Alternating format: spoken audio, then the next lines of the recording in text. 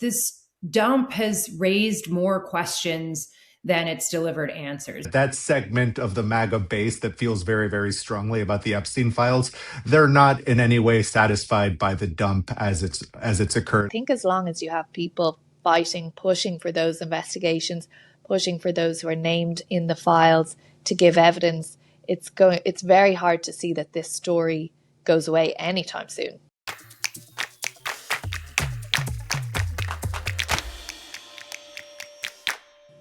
Hello and welcome to another week here on The President's Path. It's been another intense one. And Bernd, we're just delighted, aren't we, to welcome back our old pal, Courtney Subramanian, who was once on our team but is now the White House correspondent for Bloomberg News. Courtney, great to have you back with us. It's so good to be back with you guys. Thanks for having me. I mean, there's a lot to talk about this week. It feels the week hasn't been dominated by one major issue the way it has been in past weeks, but lots of news trickling out every single day from these Epstein files after those 3 million documents were dumped, that data dump on Friday. And journalists all around the US and all around the world are kind of pulling them apart and trying to figure out what's in them. They've created quite a furore, but President Trump, what has he been saying about all of that this week? You know, his main message to the U.S. public has been quite constant over the last few months, even before this last dump of files, that he just wants people to move on from it. I mean, from his perspective, this is something he doesn't want to talk about that's been talked about for months and months, and it just continues to be discussed, even though there's been no smoking gun or any suggestion that he did anything wrong. I mean, most of the times he was mentioned were from kind of unverified tips being sent into the FBI. He sees this very much as a distraction from everything he's doing at the White House, and I think he would very much like this to just go away at this point. Yeah, we did hear from him, as Bernd said. He said, I think it's time for the country to move on. His Justice Department has tried to close the chapter on this saga, which it has been for the president and this White House. But I think this dump has raised more questions than it's delivered answers, right? As Bernd said, there was thousands of mentions of the president's name, no direct, communication between him and Jeffrey Epstein. And it seemed that Epstein was following his political rise from 2016 onwards. And some of these mentions date back to when they were friends in the early 2000s. The president, of course, has acknowledged that they fell out as friends. He's denied any wrongdoing. But we did see in this dump that the DOJ did publish some FBI unsubstantiated allegations against the president, and then briefly took them down on Saturday, which again just sort of fueled more questions about whether the DOJ was protecting the president. So of course this led to more questions and more headlines about Epstein, and it just seems to be a story that Trump cannot shake, try as much as he might. I was speaking to the Democratic Congressman Ro Khanna this week, and obviously he co-sponsored the bill which became law, he and Republican Thomas Massie, that the president signed, that forced the release of all of these documents. So I was really interested to hear his take on all of this, because as he was saying, there are still potentially millions of pages of documents that haven't been released. And even those that we do have now are quite heavily redacted in places. You know, he was talking about emails that are sent to Epstein saying, thank you for a fabulous night or day or stay on your island, but the sender's name is blocked. So who sent that email? You know, these are questions that he still has. And he and Thomas Massie are going to be meeting with the Deputy Attorney General, Tom Blanche, to try and get answers to those and see if even they can be told, or members of Congress can be told, the names of some of the individuals that sent these emails, because as he was saying, the circle of knowledge seems to be really wide here. I mean, there were so many people sending emails about parties, about islands. And when we know what was going on now in some of these parties and islands, you know, there are questions about who else was involved there and why the women and girls weren't believed, why investigations weren't carried out over the years. So he was saying that both he and Congressman Massey are not going to let this drop. So I think as long as you have people fighting, pushing for those investigations, pushing for those who are named in the files to give evidence, it's very hard to see that this story goes away anytime soon. And I think for the president and for his supporters in general, one of the bigger issues is that that segment of the MAGA base that feels very, very strongly about the Epstein files, they're not in any way satisfied by the dump as it's occurred. I think, maybe one of the best examples is the podcaster Sean Ryan, who during the campaign he had Trump on, he had Vance on. He's openly and extremely critical of the way the administration has handled this, and to the point where he invited Ro Khanna to come on his show to discuss it, which I think a year and a half ago would have been really quite hard to fathom that a very MAGA podcaster bringing on Ro Khanna, for example. I just think there's a lot of dissatisfaction with the president and has to figure out a way to address. Yeah, and I would say even members of the president's own party haven't heard his message about moving on. As you guys know, Bill and Hillary Clinton are scheduled to testify on the Hill regarding the Epstein files later this month, and that, of course, is going to generate tons of attention and headlines.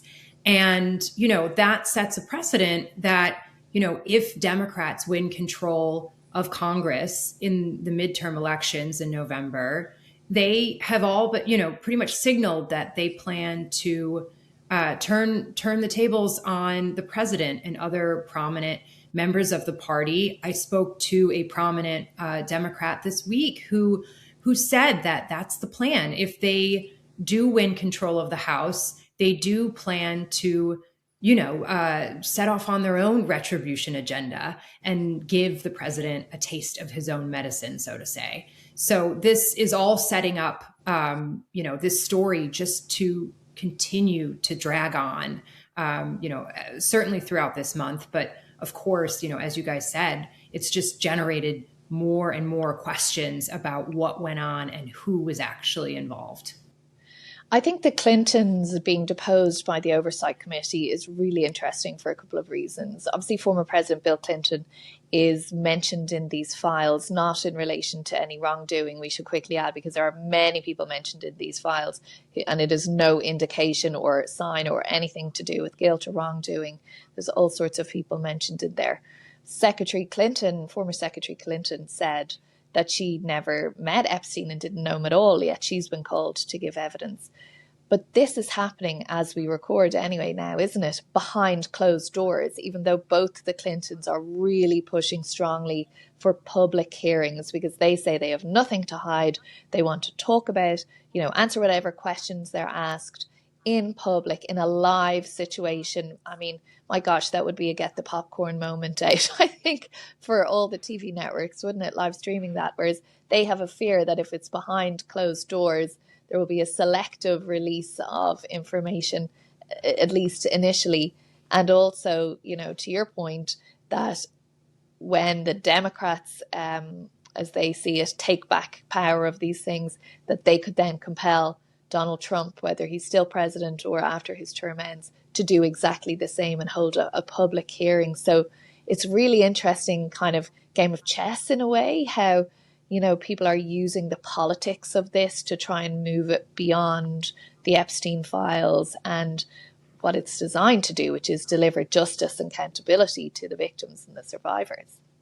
I think it's a really difficult balancing act as well for Republicans on the Hill, that if this does take place behind closed doors, that just leads to more questions and more anger from the public that wants to see, as much of this publicized and put out into the open as possible. I think that could ultimately backfire. But, Epstein, of course, was not the only major story this week. We did see that the U.S.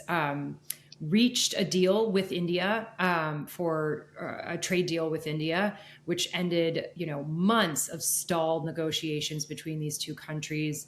India was one of the only, remaining U.S. trading partners without a major deal in place. And they were, of course, one of the first that sought a deal with the Trump administration. But tensions have ratcheted up over the last few months. And so we got this surprise announcement from President Trump and Prime Minister Modi this week, which I think signaled certainly an ease of tensions between these two countries, but also was a bit of, showed how much concern that the Trump administration has about some of, these trade deals that are going on the global stage in reaction to Trump's tariff policy.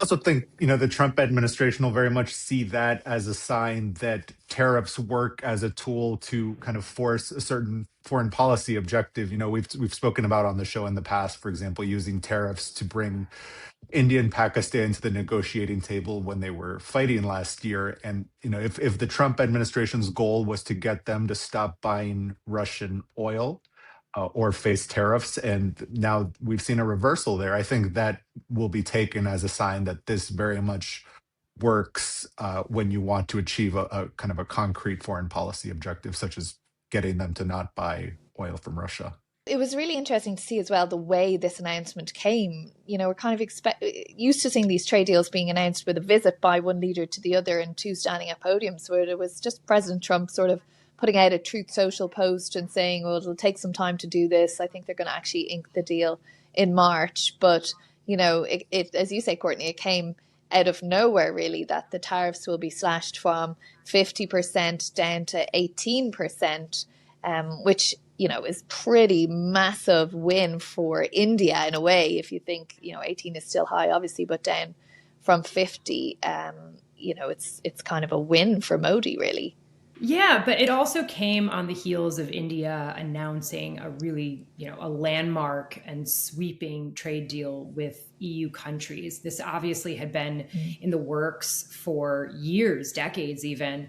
But I think the Trump administration's, tariff policy and sort of the tumult of the tariff policies has forced some of these U.S. allies to really start thinking about diversifying their economies, finding, trade deals elsewhere, because the stability that the U.S. once represented is no longer there. The president has, he reached a trade deal with EU countries last year, only to, at Davos, threaten to slap more tariffs on the EU because these countries weren't getting behind his ambition to acquire Greenland. So I think a lot of these countries are realizing the US is not as dependent as it used to be, which could ultimately upend the US standing on the global stage. And I think there's a lot of questions now about, the traditional global order,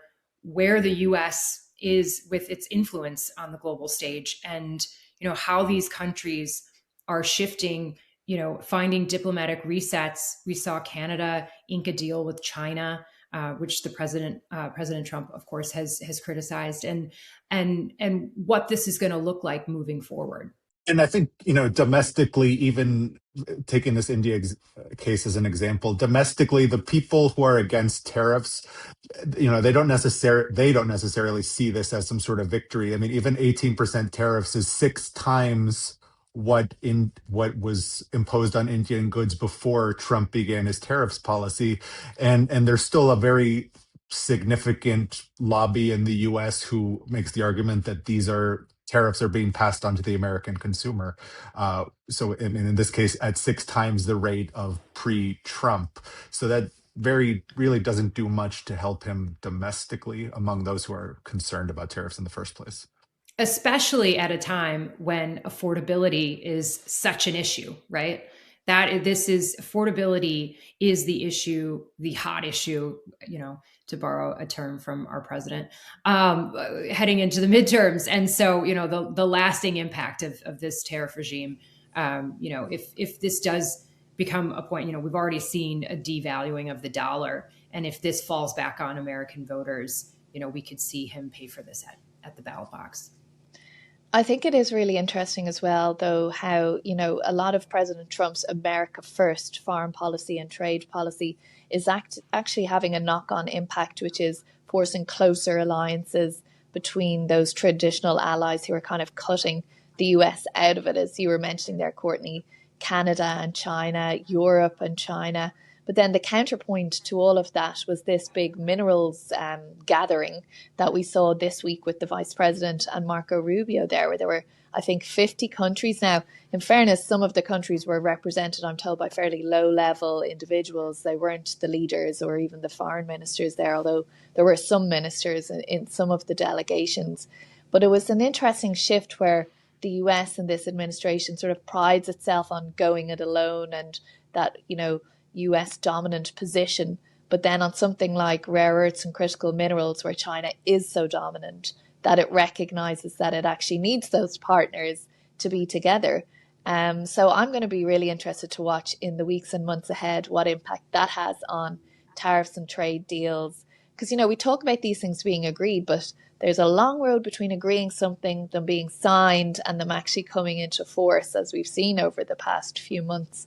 And whether other nations start to kind of push back and say, well, if you need us on the critical minerals, rare earths pact, then maybe let's talk a bit more about this tariffs rate.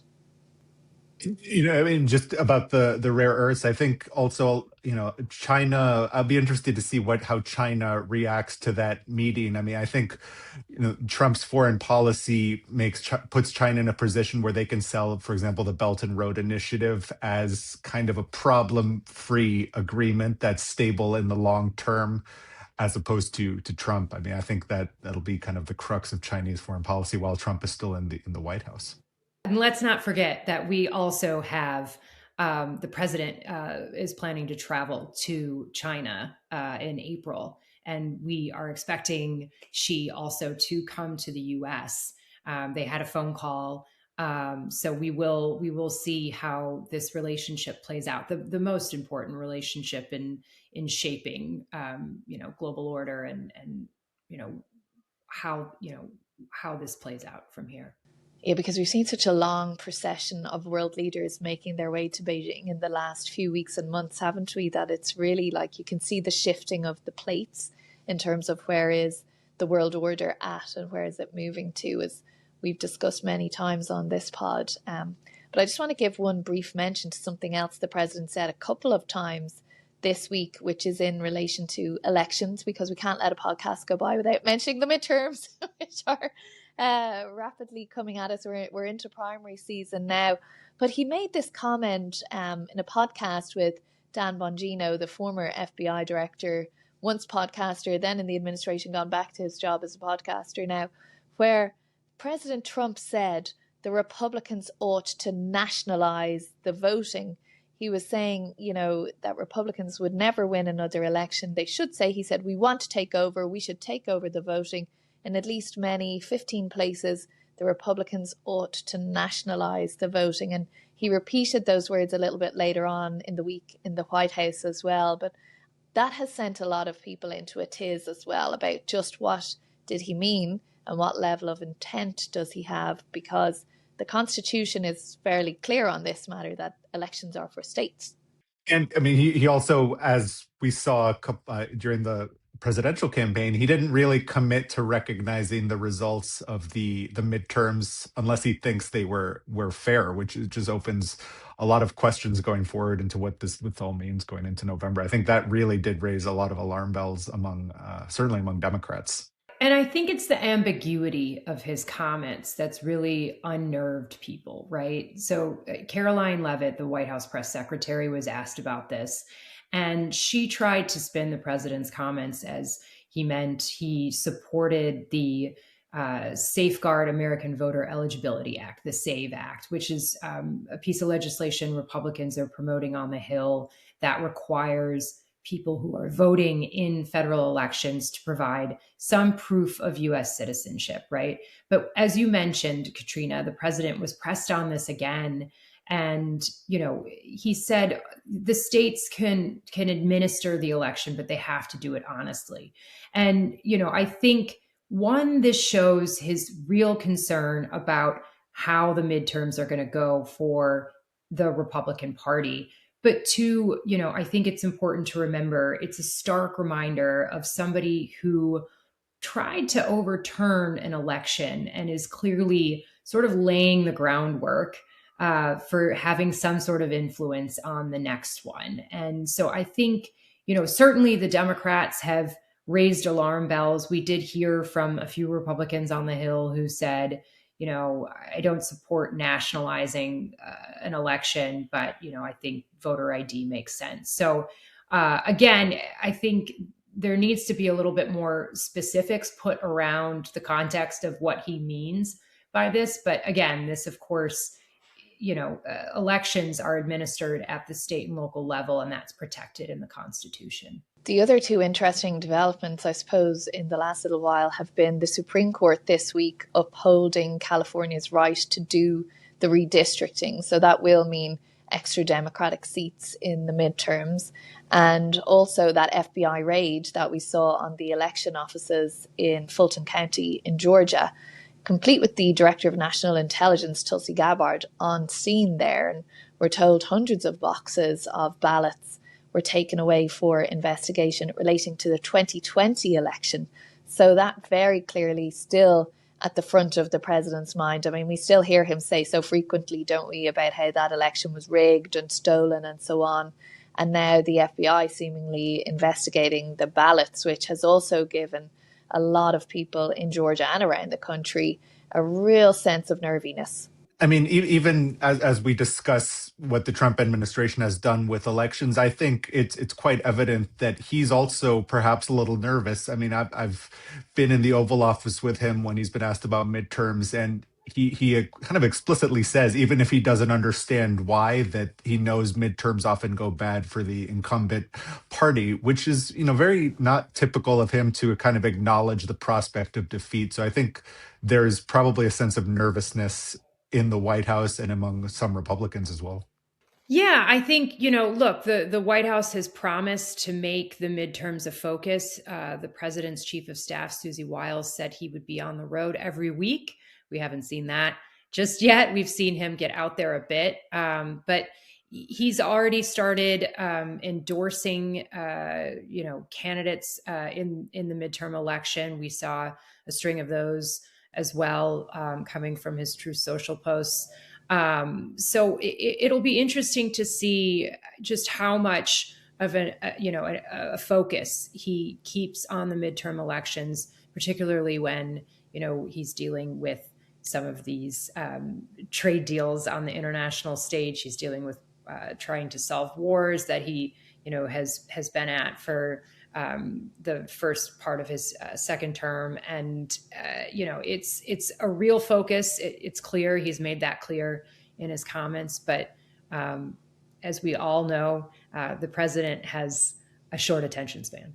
Well, I do think Democrats are not going to let him forget about those midterm elections, especially after the big wins, as they see it, that they had in those special elections last year, and even that special state Senate race in Texas over the weekend, where the candidate there absolutely flipped that district by like double digits of a turnaround. So lots of interesting things to watch in the primary season before we even get to the midterm elections next autumn, winter. But we will be tracking it all here, of course, on the President's Path. We're out of time for today. Courtney, thanks so much for being back with us as a special guest this week. It's been great. Yeah, thank you, Courtney.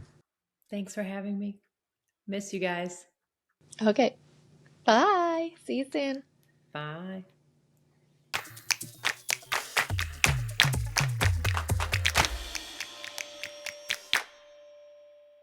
And you can catch up with all the episodes of The President's Path on BBC iPlayer if you're in the UK, or on YouTube if you're anywhere else in the world.